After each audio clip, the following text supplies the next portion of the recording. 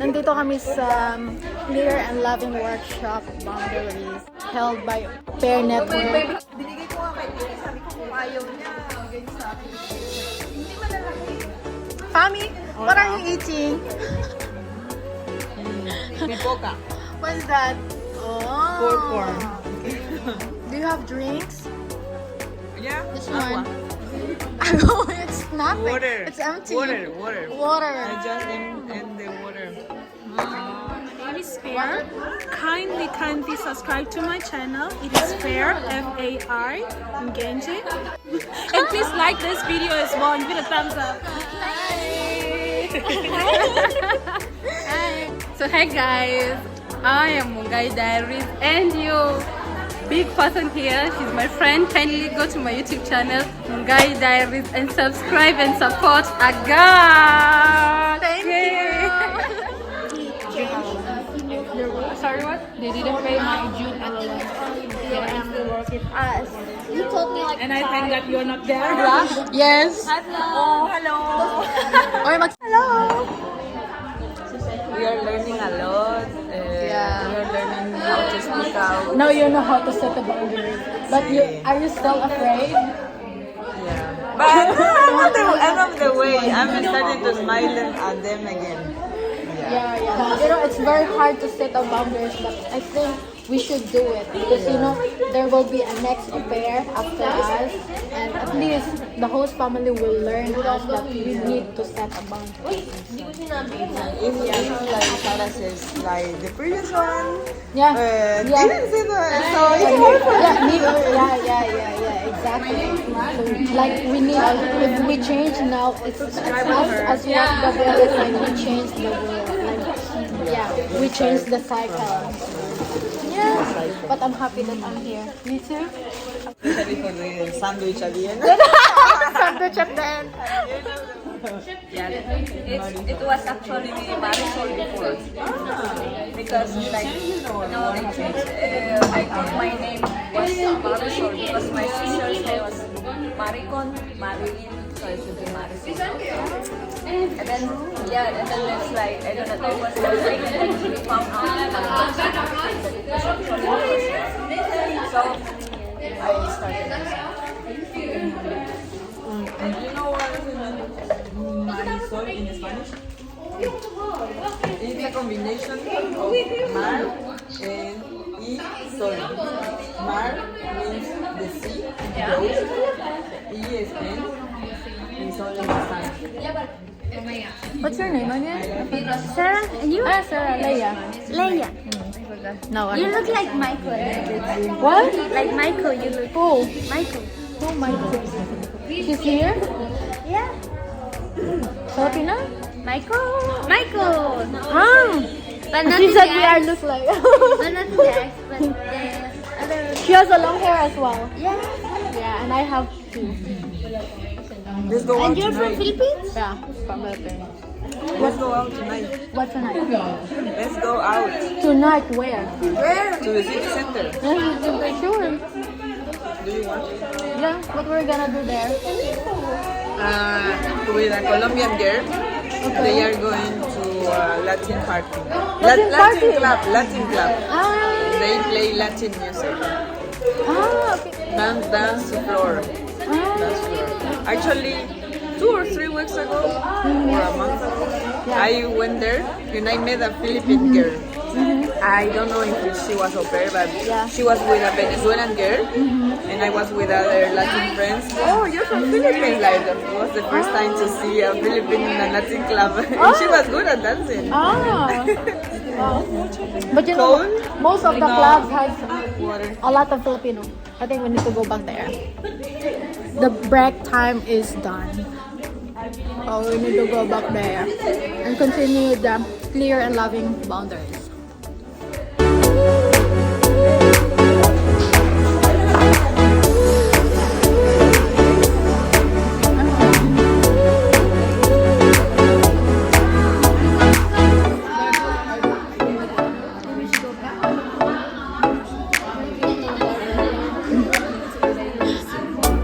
What are you drinking? Tea?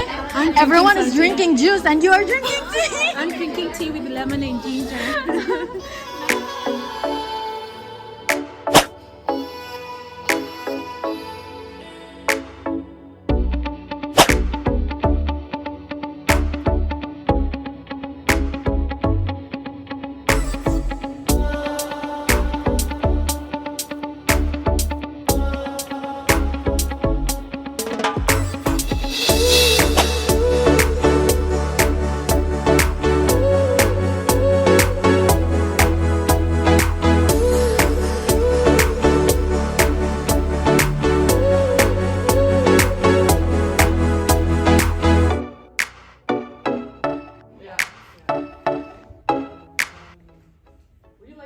Anyway, what is Aupair Network? Aupair Network is a project that it was formed by a collaboration of 3 organizations: FOA Union, Kirkenes Integration, Stianester where I sit, and Caritas Denmark. And here we have Jean, who represents the part that we have from FOA. Yay! Yes, what are the services of Aupair Network? We give personal counseling. You can come in person to our offices. You can come to the office in Aupair Network. You can come to the office in FOA. Sorry, Jean, I'm giving you more work. You can write us on Facebook in case you don't feel like walking, going somewhere. You can call us also in the hotline at these times of the day. And we also give legal assistance because we have a lawyer for free in FOA who can help us when things get really, really bad. Yes, now we're going to start with the juice. The Aupair Network legally is considered a cultural exchange, but we know by experience that it really needs to be defined in another way because, yeah, it feels not like that, but it should be, and that's why we're trying to make some events so you can get at least some culture from us. Yes, you are supposed to be this age, but technically you can apply when you are 29 years old.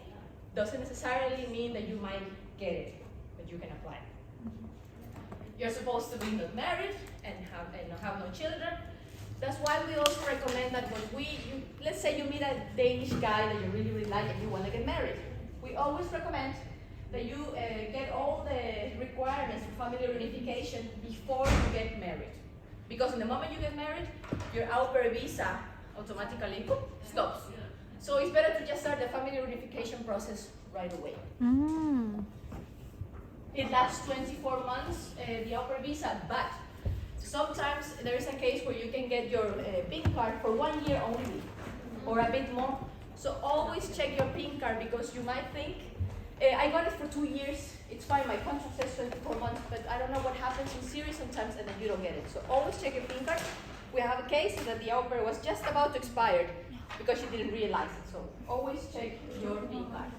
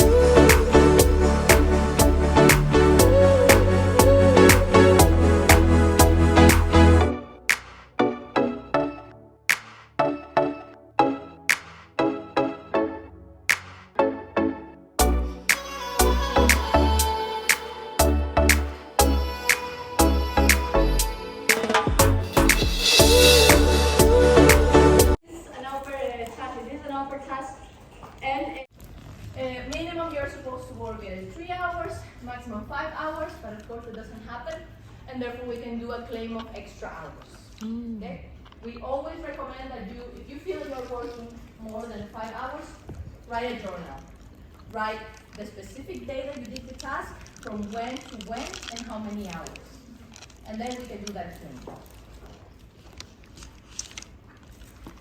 Another advice is if you have divorce hosts, you always have to follow the child.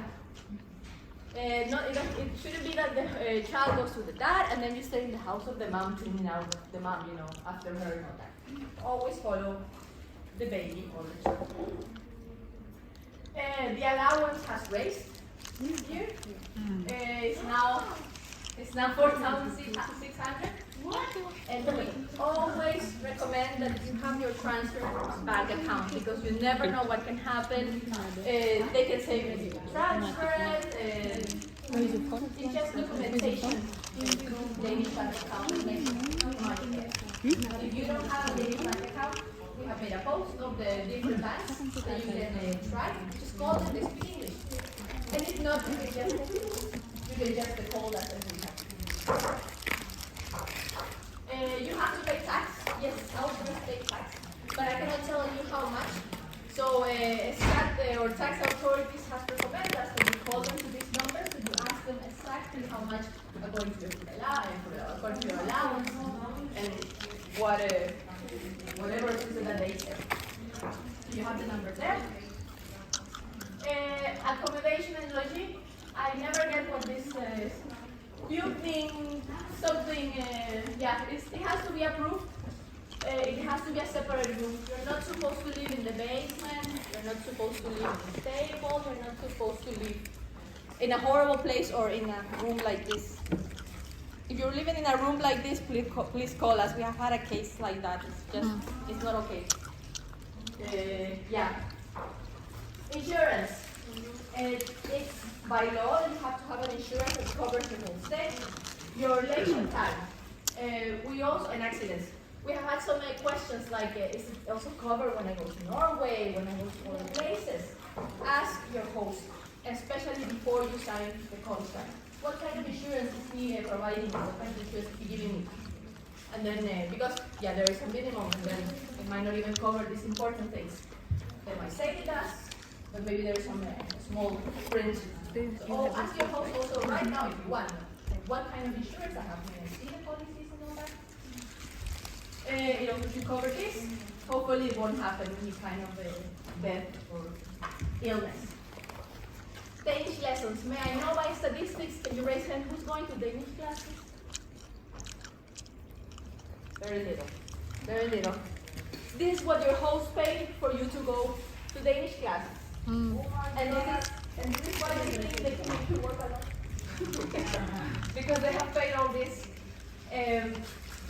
But because they pay this, and even though in the law says that it doesn't say you don't have to, or you have to, you are in a cultural exchange and you deserve to learn the language. And the law says 5 hours and it should match with your time of going to Danish school.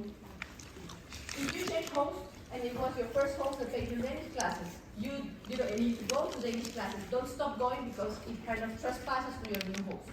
Your new host doesn't have to pay you Danish classes, but you can still go. Even if you change city, you just call the comuna, you go a service, and then you find a way.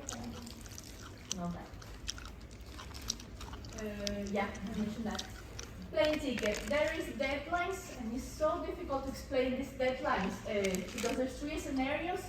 They're the ones here, but we have a post that you can check exactly when is it that you have to give your host your deadline to pay your return ticket.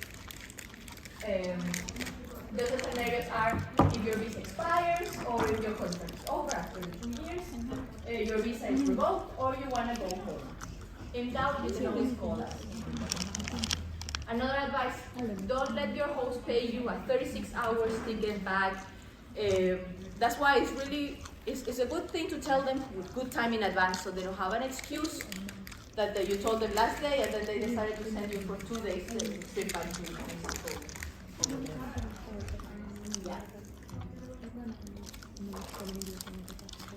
Yes. Earned holiday. Did you know that for every month that you work, if it's 5 days, you earn 2.08 of holidays. Yeah. And if you work 6 days a week, you earn 2.5 days of holiday. It's not anymore like the old law. It used to be another way where you have to work a whole year. Marisol was telling me about you, Marisol, Mary Melly. You have to work a whole year to finally enjoy your holiday. Not anymore. There is a new pay loan, holiday loan, where you earn progressively your holiday, and then you can take it.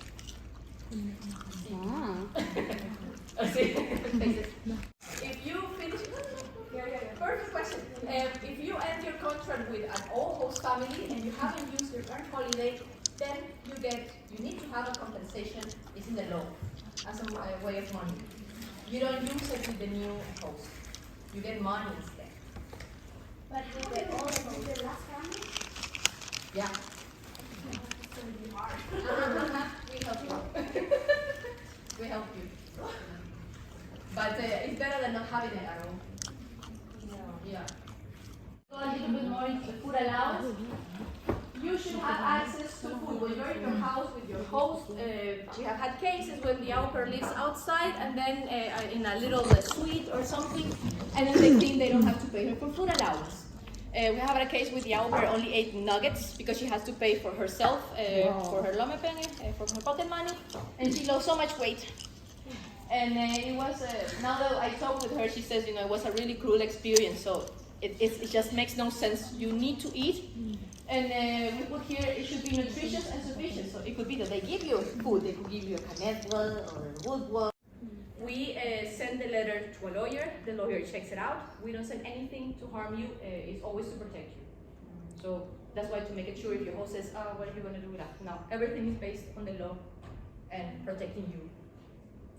And she's the one that takes the cases to court and gets things get really, really, really bad. Uuwi na kami kasi tapos na ang events. There they are.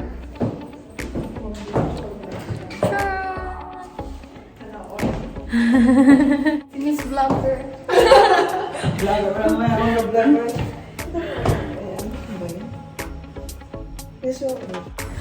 Nakakatapos lang ng event doon sa FOA. So, pauwi na kami ng bahay. Ang lamig. Time check is 6:47. Thank you for watching!